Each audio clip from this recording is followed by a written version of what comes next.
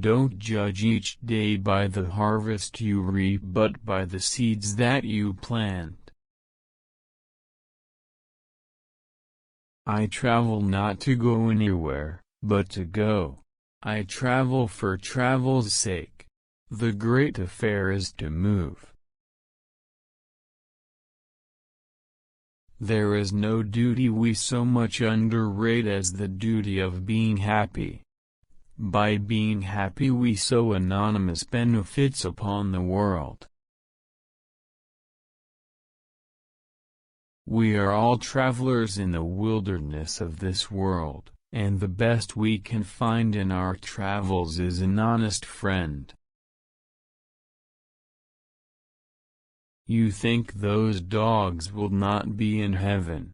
I tell you they will be there long before any of us. So long as we love we serve, so long as we are loved by others, I would almost say that we are indispensable, and no man is useless while he has a friend. Quiet minds cannot be perplexed or frightened but go on in fortune or misfortune at their own private pace, like a clock during a thunderstorm.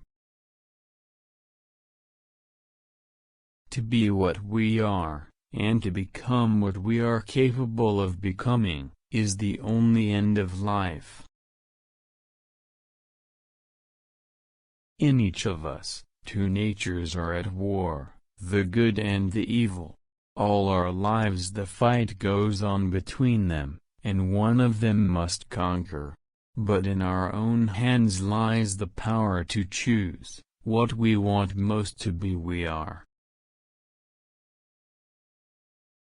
Sir, with no intention to take offense, I deny your right to put words into my mouth. To know what you prefer instead of humbly saying amen to what the world tells you you ought to prefer, is to have kept your soul alive. I learned to recognize the thorough and primitive duality of man. I saw that, of the two natures that contended in the field of my consciousness, even if I could rightly be said to be either, it was only because I was radically both. With every day, and from both sides of my intelligence, the moral and the intellectual, I thus drew steadily nearer to the truth, by whose partial discovery I have been doomed to such a dreadful shipwreck, that man is not truly one, but truly two. There are two things that men should never weary of, goodness and humility. We get none too much of them in this rough world among cold, proud people. The difficulty of literature is not to write, but to write what you mean, not to affect your reader, but to affect him precisely as you wish. Everyone, at some time or another, sits down to a banquet of consequences. You cannot run away from a weakness, you must sometimes fight it out or perish. And if that be so, why not now and where you stand? All human beings, as we meet them, are commingled out of good and evil, and Edward Hyde, alone, in the ranks of mankind, was pure evil.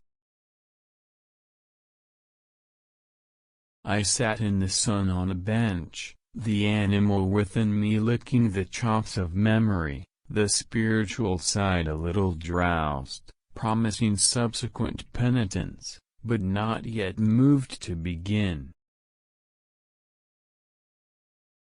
There comes an end to all things, the most capacious measure is filled at last, and this brief condescension to evil finally destroyed the balance of my soul.